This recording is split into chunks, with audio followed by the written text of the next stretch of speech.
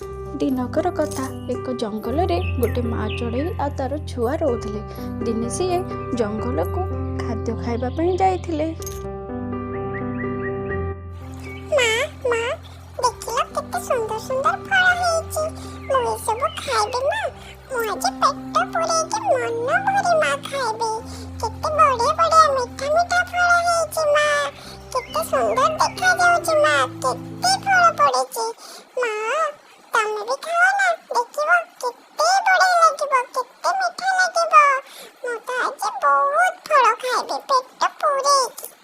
ହଉ ମା, ତୁ ଯେତେ ଫଳ ଖାଇବା କଥା ଖା, ହେଲେ ଶୀଘ୍ର ଖା। ଶୀଘ୍ର ସରିଲେ ଆମେ ଘରକୁ ପଳେଇବା। ଏହା କହି ହେଲେ ରାନୀ ଚଢ଼େଇ ଜମା ବି ଯିବା ପାଇଁ ଚାହୁଁନଥାଏ, କାହିଁକି ନା ତାକୁ ଏ ଜଙ୍ଗଲ ବହୁତ ଭଲ ଲାଗେ। ହେଲେ କ'ଣ କରିବ, ତା ମା କଥା ତ ତାକୁ ମାନିବାକୁ ପଡ଼ିବ ନା।